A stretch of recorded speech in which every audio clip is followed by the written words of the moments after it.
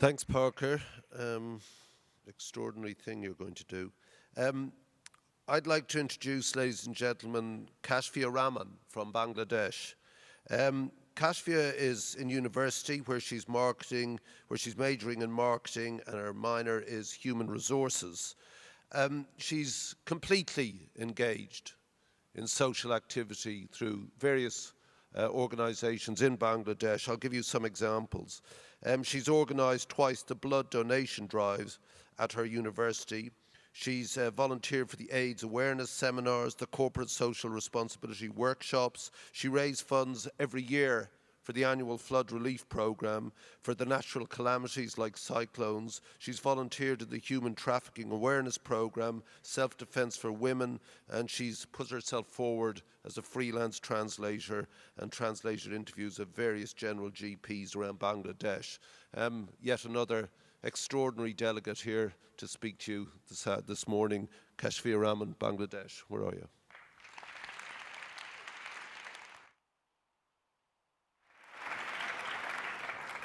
Wow.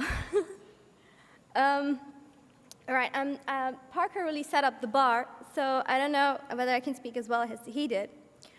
Good morning, everyone, ladies and gentlemen, honorary counselors, and fellow One Young Worlders. The world is a much warmer place than it used to be in the last century, and this rate of warming is unprecedented, even going back millions of years.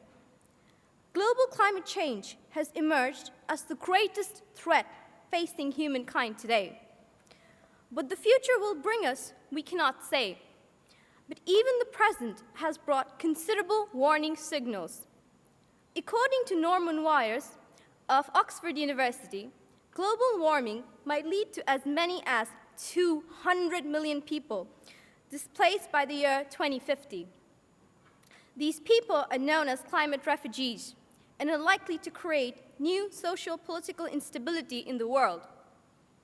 Perhaps with no further elaboration, I can say, or rather we can say, that Bangladesh is going to be one of the most effective countries by climate change.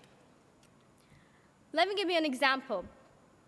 The devastating cyclone Sidr that hit the coast of Bangladesh on November 15, 2007, not only killed over 10,000 people, but also devastated the lives and livelihoods of over 30 million people. The next cyclone Nargis, generated in the Bay of Bengal on May 4, 2008, killed more than 100,000 people and injuring millions. Most recently, Cyclone Ayla hit the coasts of Bangladesh and India on April 25th, killing over 300 people and displacing thousands. 3 cyclones in 3 years, not something that the United States has to face. By 2050, 1 in every 45 people in the world and 1 in every 7 people in Bangladesh will be affected by climate change. Estimates show that 1 to 2 degree increase in temperature will force physical dislocation of more than 35 million people in Bangladesh. So where will these people go? Who will give them shelter? Bangladesh contributes very little to global warming. Sadly, Bangladesh is one of its biggest victims. We see many campaigns of going green, but we don't see how equally important it is to change the perception about climate migrants. We don't see campaigns that cater to the need of the developing world. While climate resilient seeds are great initiatives, efforts should also be taken in making the developing countries develop a parallel non-agricultural sector which is non-susceptible to environmental and climate change. They must plan migrations of these displaced population, not put them in the same bracket as voluntary migrants. They must prepare a separate protocol on climate refugees and ensure their fundamental and human rights. The Copenhagen summit certainly showed some flaws in the UN system, but it is the best suited system we have right now. Governments are following the rules of prisoner dilemma, playing repetitive, non-cooperative game in deciding after an assurance of who commits to reduce more. Yes, we realize what should be done has never been done before. Simply put, changing the lives of 2 to 3 billion people for the sake of the rest 3 billion is a format which needs serious deliberations. But this is about justice, climate justice.